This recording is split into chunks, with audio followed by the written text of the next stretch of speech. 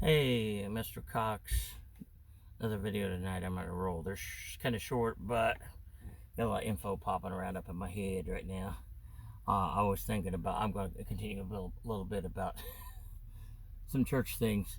I didn't mean to get out of religion. I'm not preaching or whatnot in these videos, but just some interesting and sometimes funny things. And I don't mean to be offensive to anybody. Um,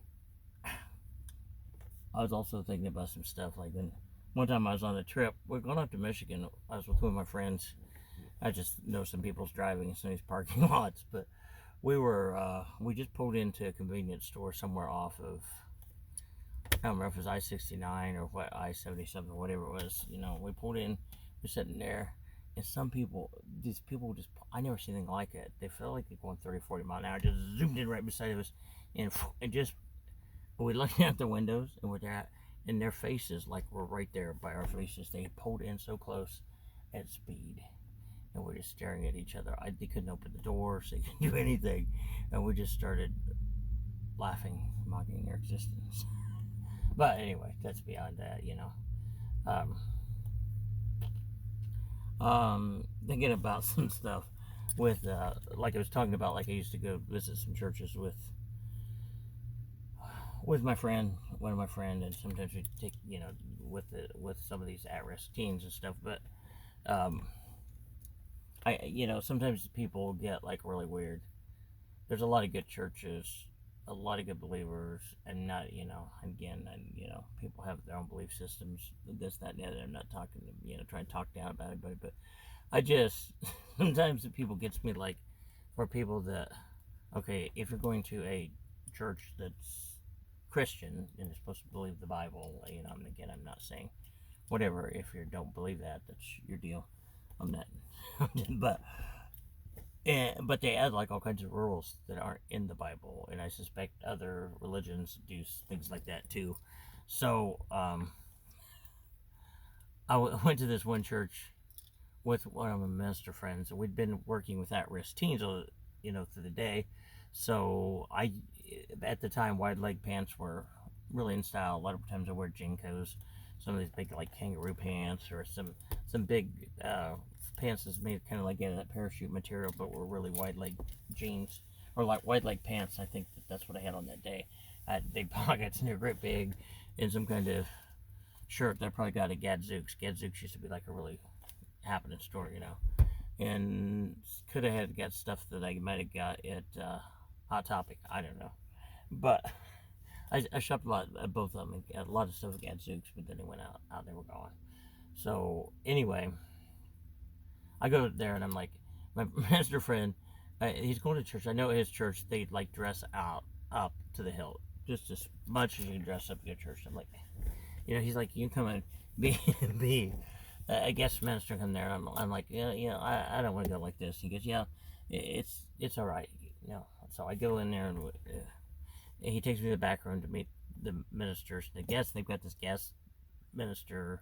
I think he's a pastor somewhere, but he's just like evangelist work and stuff too. Anyway, I'll tell you about how he was.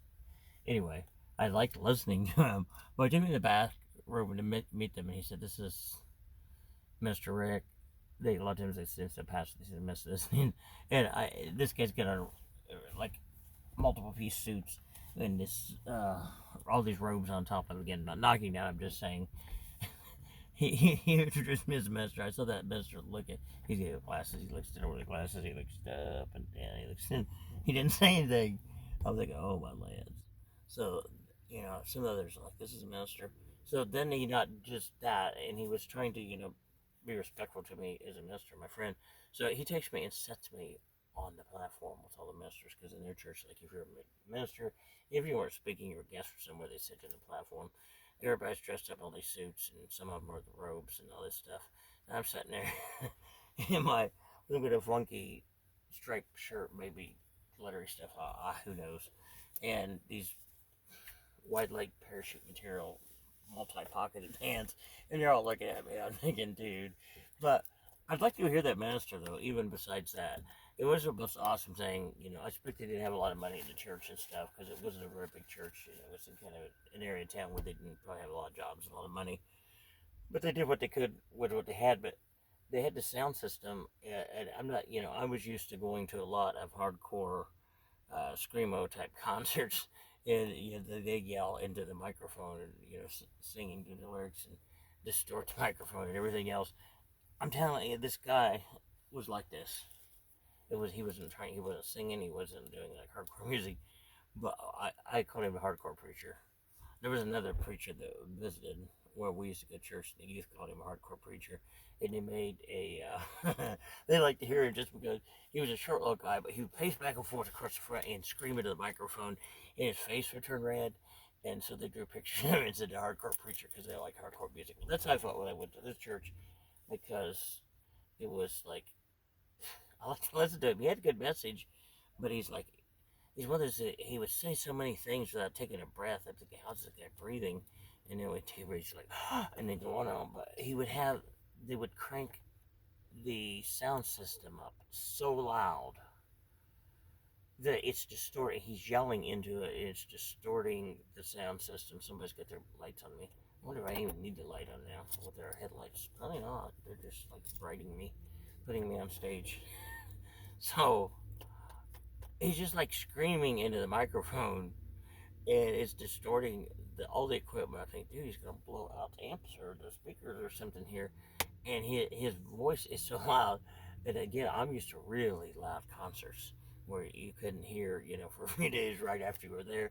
But like this minister's like screaming so much, it's distorting not only the equipment, it's just like crackling and destroying my eardrums. But the message was good and it was interesting, even though I could tell he didn't like the fact that I was a minister and I was dressed in white leg pants instead of a suit. But on another note, I had this girl call one time. She wanted to visit our youth group. I'm like, sure, come on. She wouldn't have time. So she goes, well, what kind of dress code do you have? Like, what are you talking about? She said, what about? She goes, I have pink hair. And I won't name the name of the church. She said, you used to go to this church. He left. You used to go to this church, and they wouldn't allow you to have pink hair. I was sitting there thinking, again, since it's a Christian church, we're going by the Bible. If it's something else, they're probably going to something else. But I'm thinking, where is that in the Bible?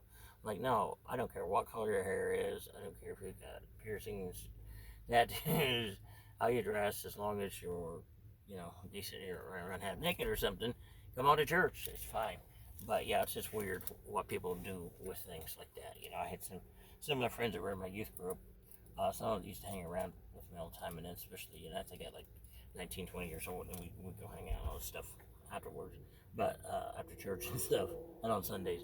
But they went to this one church, and they said in the bathroom, they go to the bathroom, and usher comes like, boys, you must not be used to going to a Pentecostal church, are you? And again, I'm not minding Pentecostals. This is what he said. And they're like, yeah, we go to Pentecostal church every day, but for years, but it was a different kind, I guess, because they didn't have a dress code. But yeah, so they weren't dressed up, and they preached to them. I guess the minister kind of did, stared at them and preached to the firm and preached to them whole thing, because they weren't dressed up and thought they needed to get saved and stuff just because the way they were dressed. So it's kind of interesting. Again, every Pentecostal, I'm just saying what he said. Yeah, sure, he wouldn't even minister. So I don't know. A funny thing, one time we went to visit. We took a youth group for a big youth rally. We went to visit another church, in another state. One of our youth kids, he was a trip and a hoot, but he would like.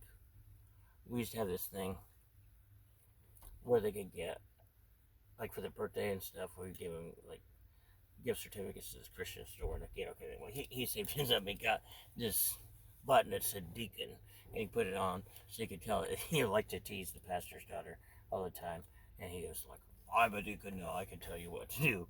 But we're visiting his church, and he all dressed up in a suit. He's like all like really nice looking. We didn't require that. Most of the kids there were not. They're just dressed up in normal street clothes. They get there, he goes to the foyer, like an entryway into church where people would hang their coats if it was winter and that kind of thing. And he's back there greeting people, all these people coming in, and telling him he's the pastor. And he had like, I don't know, he was probably 16 at the time, but he had a like full beard and mustache and stuff. And he looked like he could be older. and glasses. He just, he was older and stuff. He was greeting people and telling me he was the pastor. And I'm like, dude, you really do that? He was like, he was doing it. And like, pretty soon the pastor comes through and he introduced himself. It says, I'm Pastor so and so to the pastor. And the pastor, I'm like, oh, well, the pastor just laughed. That was hilarious. He said, are you?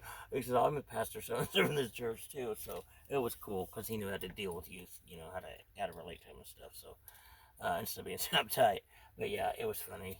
So I think I'm right now the stories for this segment. I'll get you with some other stories in another video. Mr. Cox out.